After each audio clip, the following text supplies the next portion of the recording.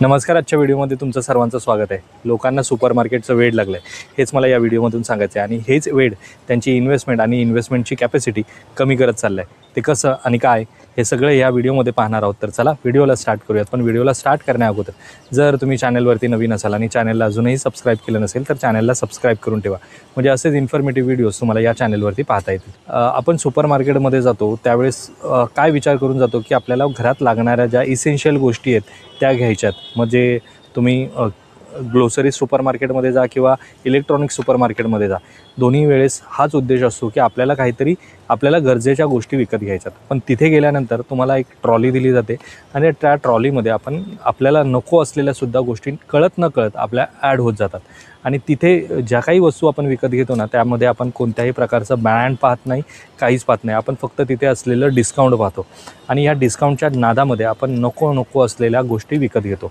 आता तुम्ही म्हणाल की याच्यामुळे आपली इन्व्हेस्टमेंटवरती काय फरक पडणार आहे किंवा आपली इन्व्हेस्टमेंट कॅपॅसिटी कशी कमी होणार आहे, तर ते आपण व्हिडिओमध्ये पुढे पाहणार आहोत. तर जसं आपण आतमध्ये जातो तर सगळीकडे आपल्याला हव्या असणाऱ्या गोष्टी दिसायला सुरुवात होतात, ज्या गोष्टींची खरं तर आपल्याला खूप गरज नसते पण दिसते ना, चला काहीतरी डिस्काउंट आहे, म्हणजे 400 रुपयाची वस्तू जर 300 रुपयाला मिळते तर अरे बापरे 100 रुपयाचं डिस्काउंट आहे, तर चला आपल्या ट्रॉलीमध्ये टाका. किंवा एखाद्या इलेक्ट्रॉनिक सुपरमार्केटमध्ये गेलात तर तिथे तुम्हाला समजा टी व्ही घ्यायची आहे किंवा फ्रीज घ्यायचा आहे, त्यासाठी आपण जातो आणि नंतर आपल्याला तिथे ओव्हन दिसायला सुरुवात होते. त्याच्यानंतर इलेक्ट्रॉनिक किटली पाहायला मिळते की गरम पाणी सकाळी पिल्यानंतर आपल्याला जरा बरं वाटेल, तर ती इलेक्ट्रॉनिक किटली आहे. स्मार्ट वॉचेस आहेत. तर जी वस्तू विकत घेण्यासाठी आपण आलो आहे ना, ती इतर वस्तू आपण विकत घेतोच, पण त्याचबरोबर इतर नकळत 2-4 वस्तू आपण ऑटोमॅटिकली विकत घेतो आणि त्या विकत घेतलेल्या वस्तूंचा तसा खरं तर काहीच उपयोग होणारा नसतो, पण तरीसुद्धा काय केलं जातं तर त्या वस्तू विकत घेतल्या जातात. आणि सगळ्यात महत्त्वाची गोष्ट, जेव्हा आपण सुपरमार्केटमध्ये येतो तेव्हा आपल्या आईला, मुलीला, बहिणीला आणि नातेवाईकांबरोबर जर आपण येत असेल ना, आणि त्यातल्या त्यात लेडीजबरोबर जेव्हा आपण येतो त्यावेळेस त्यांची शॉपिंग करण्याची हॅबिट एवढी असते की त्यांना जी वस्तू आवडेल ना, म्हणजे सगळ्याच वस्तू हव्या असतात, जरी घरामध्ये असेल ना तरी आपल्याला विचारतात, अरे ही वस्तू हवी आहे आपल्याला, ही पाहिजे, ती पाहिजे, ती पाहिजे. आणि आपलं जे बजेट असतं ना त्या दिवसाचं शॉपिंगचं, ते बजेट पूर्णपणे हललं जातं.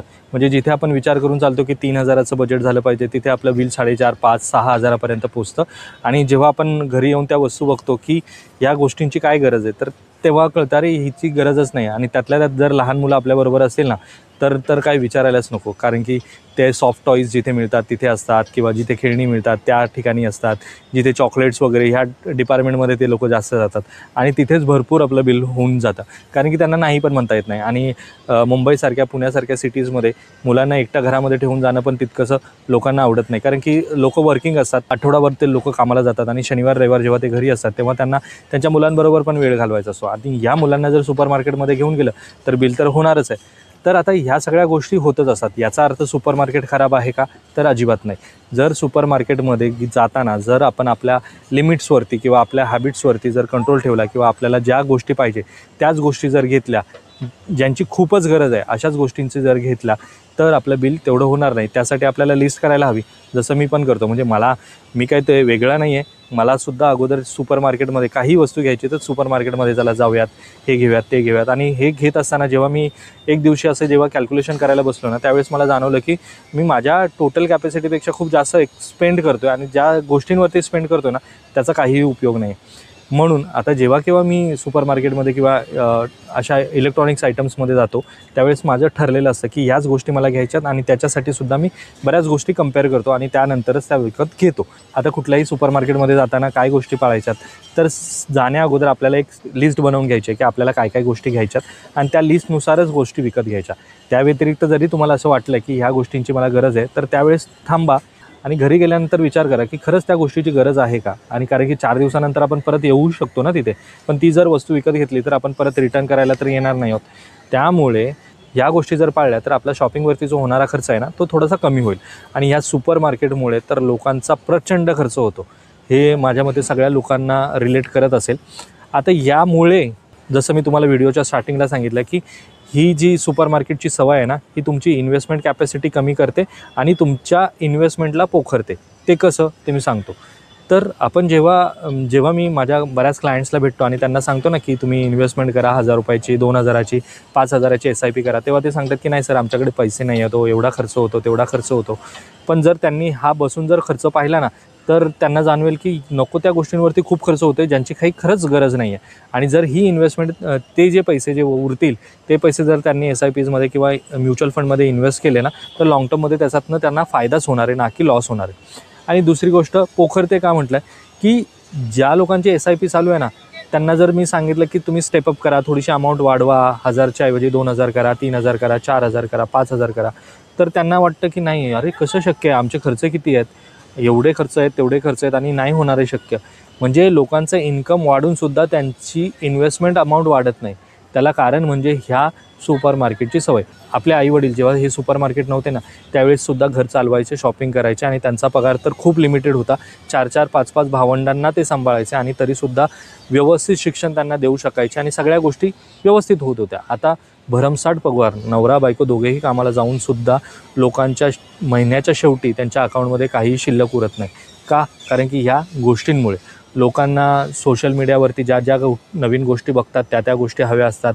सुपर मार्केटमध्ये गेल्यानंतर ही गोष्ट घ्या, ती गोष्ट घ्या, ती गोष्ट घ्या, ती गोष्ट घ्या, अशा करत करत बऱ्याच गोष्टी, बऱ्याच लोकांकडे तर स्मार्टवॉचमध्ये 4-5 प्रकार असतात. हे कशासाठी? तर फक्त आणि फक्त देखाव्यासाठी. आणि याच्यासाठी जर तुम्ही हा पैसा खर्च करताय, ज्यावेळेस तुम्ही कमवताय त्याच वेळेस हा सगळा खर्च जर तुम्ही याच्यामध्ये करताय ना, तर जेव्हा तुम्ही रिटायरमेंट व्हाल ना, तेव्हा तुमच्याकडे काही अमाऊंट शिल्लक नसेल, कारण की इन्व्हेस्टमेंटच केली नाही. त्यावेळेस आपण आपल्याला ज्या गोष्टी हव्या होत्या त्याच्यावरती खर्च केले, तर मग शेवटी काय राहणार आहे तुमच्या हातामध्ये? तर काहीही नाही.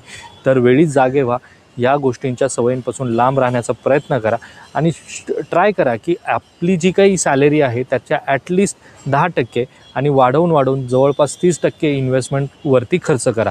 तरच तुम्हाला तुमच्या रिटायरमेंटमध्ये खूप चांगला कॉर्पस क्रिएट करता येईल आणि चांगले अमाऊंट घेऊन रिटायर्ड होता येईल. जे लोक सुपर मार्केटमध्ये शॉपिंग करण्यासाठी येतात ना, त्यांना एक छोटंसं कॅल्क्युलेशन सांगतो. जर महिन्याला तुम्ही 1000 रुपये वाचवू शकलात आणि पुढचे 5 वर्ष जर तुम्ही 1000 रुपयाप्रमाणे पैसे वाचवलेत, तर 12×5 = 60. 60,000 रुपये तुमची सेव्हिंग होईल. याच्यावरती तुम्ही 10%, 12%, 15% असं ऑनलाईन जाऊन कॅल्क्युलेट करून बघा की किती अमाऊंट तुम्ही क्रिएट करू शकता. आणि जर हीच अमाऊंट जर तुम्ही 2000 रुपये, 3000 रुपये किंवा 5000 रुपयाची मंथली सेव्हिंग केलीत, 5000 रुपयाची जर मंथली सेव्हिंग करू शकलात, 5 वर्षामध्ये जवळपास 3 लाख रुपये सेव्ह करू शकाल.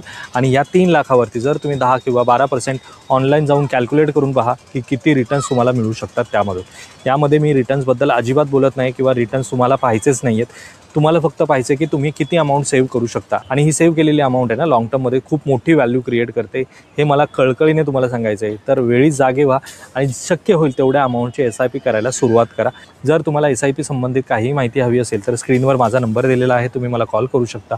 आजच्या व्हिडिओमधून मला तुम्हाला हेच सांगायचं आहे की लाईफस्टाईलवरती पैसा खर्च करणं चुकीचं नाही आहे. पैसा खर्च करायलाच हवा, कारण की आपण त्याच्यासाठीच सगळं कामधंदा करतो आहे आणि सगळे कष्ट करतो आहे. आणि ती जगली नाही तर काय उपयोग? पण त्या जगण्यालासुद्धा एक लिमिट असायला हवं. कारण की या तरुण वयामध्ये जेवढे पैसे आपण कमवतो ना, तेवढं आपण उतारा वयामध्ये नाही कमवू शकत. हेच समजावण्याचा प्रयत्न आहे.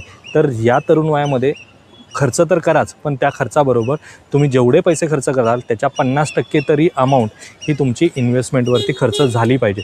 तरच लाँग टर्ममध्ये तुम्हाला त्याच्यातून चांगले रिटर्न्स मिळू शकतील. तर आजचा हा छोटासा व्हिडिओ तुम्हाला कसा वाटला हे मला कमेंट बॉक्समध्ये नक्की सांगा.